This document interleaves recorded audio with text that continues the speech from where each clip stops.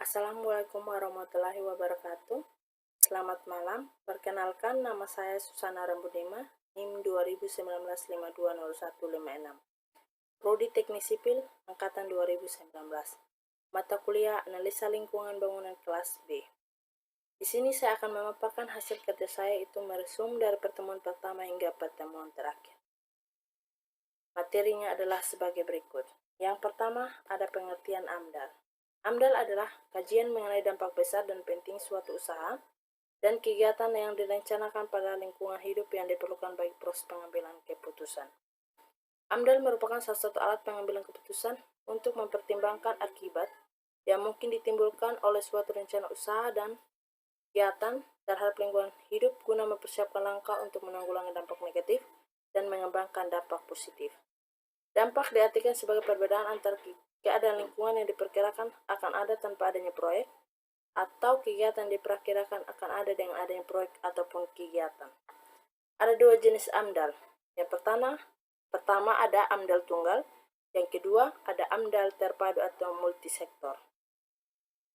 Gunaan AMDAL bagi masyarakat yang pertama ada mengetahui rencana pembangunan di daerahnya, yang kedua mengetahui perubahan yang akan terjadi, yang ketiga memahami proyek dengan jelas, yang keempat mempersiapkan diri untuk dapat berpartisipasi dalam proyek pembangunan, yang kelima mengetahui hak dan kewajiban dalam hubungannya dengan proyek dan dalam pengelolaan lingkungan secara umum.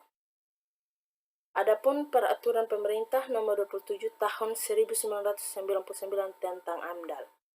Ada penapisan, perlengkupan, keandal, andal, RKL, dan RPL. Penapisan bertujuan memilah proyek pembangunan yang perlu AMDAL dan tidak. Perlengkupan bertujuan membatasi penelitian AMDAL pada hal penting untuk pengambilan keputusan. Keandal. Keandal suatu dokumen yang berisi tentang ruang lingkup serta kedalaman kajian andal. Andal, dokumen yang berisi telaah secara cermat terhadap dampak penting dari suatu kegiatan. Adapun RKL. RKL mengendalikan dan menanggulangi dampak penting lingkungan hidup yang bersifat negatif, serta memaksimalkan dampak positif yang terjadi akibat rencana suatu kegiatan. RKL mengendalikan dan menanggulangi dampak penting lingkungan hidup yang bersifat negatif serta memaksimalkan dampak positif yang terjadi akibat rencana suatu kegiatan. Adapun Green Growth, a new model for sustainable development in Asia. Di sini saya bisa menyimpulkan, tumbuhan dianggap sebagai sumber daya penting karena banyak cara mereka mendukung kehidupan di bumi. Mereka melepaskan oksigen ke atmosfer, menyerap karbon dioksida, menyediakan habitat dan makanan bagi satwa liar dan manusia, dan mengatur siklus air.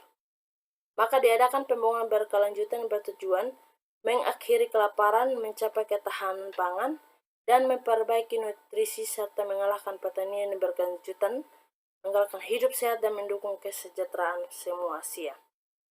Mempromosikan pertumbuhan ekonomi berkelanjutan dan inklusif, lapangan pekerjaan, dan pekerjaan yang layak untuk semua, mengatasi iklim, polusi udara yang disebabkan oleh transportasi dengan cara melindungi hutan atau melindungi hutan yang rusak. Hentikan pembakaran liar dan penebangan hutan, serta mempromosikan manajemen berkelanjutan.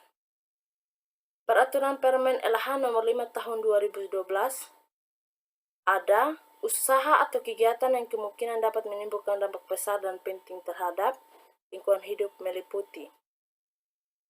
Yang pertama, pengubahan bentuk lahan dan bentang alam.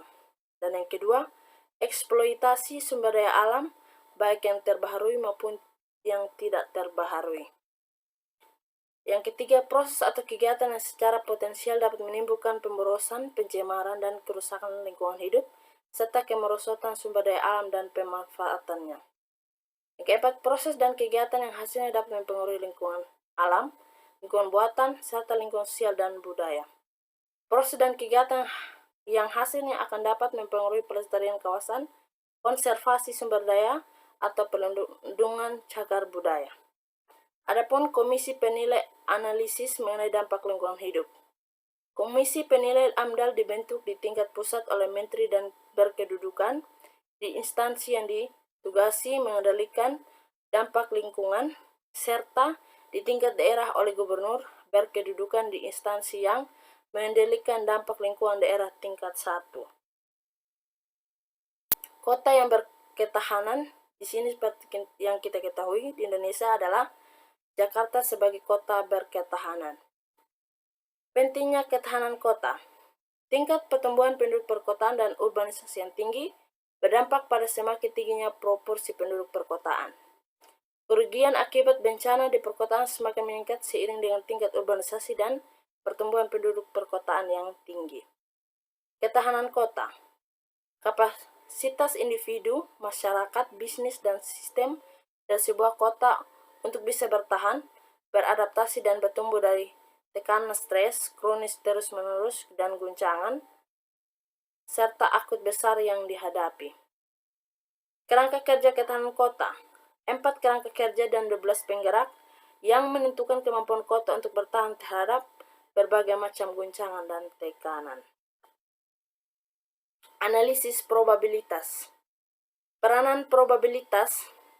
Di sini yang pertama ada pembuatan modal, analisis matematis simulasi komputer banyak didasarkan atas asumsi yang dalam kondisi ideal model kuantitatif mungkin bisa mendekati atau jauh dari kondisi sebenarnya. Yang kedua, dalam pengembangan desain rekayasa keputusan dirumuskan ketidakpastian banyak keputusan terpaksa harus diambil. Yang pertama, ada tanpa memandang kelengkapan informasi, dan yang kedua, fenomena alamiah bersifat acak atau tak acuh.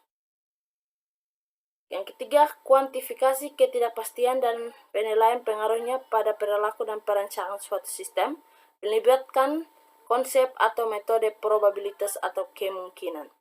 Yang keempat, variabel acak, variabel yang tidak dapat diramalkan dengan pasti, nilainya hanya dapat diramalkan dengan probabilitas.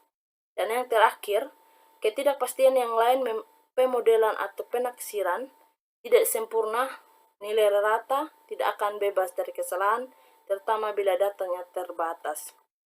Dan yang terakhir, etika lingkungan. Kita berbicara mengenai etika lingkungan itu berasal dari dua kata itu, etika dan lingkungan. Etika itu berasal dari bahasa Yunani, itu dari kata ethos yang artinya adat istiadat atau kebiasaan. Sedangkan lingkungan segala sesuatu yang berada di sekitar kita yang berguna untuk kesejahteraan manusia. Kerusakan lingkungan disebabkan oleh ulah manusia pada sebelumnya. Pada tahun 2000 sampai 2006, 24 juta hektar hutan dan lahan terbakar. 81,1% dari 289.000 hotspot muncul di konsesi. 9,23% dari 289.000 hotspot muncul di hutan tanaman industri. Dan yang terakhir, 69,12% dari 289.000 hotspot muncul di areal perkebunan sawit. Etika pembangunan ada 4 macam. Yang pertama, antroposentris. Yang kedua, biosentris. Yang ketiga, ekologi. Dan yang keempat, ekosentris. Demikian hasil kerja saya. Semoga bermanfaat bagi kita semua. Terima kasih. Assalamualaikum warahmatullahi wabarakatuh.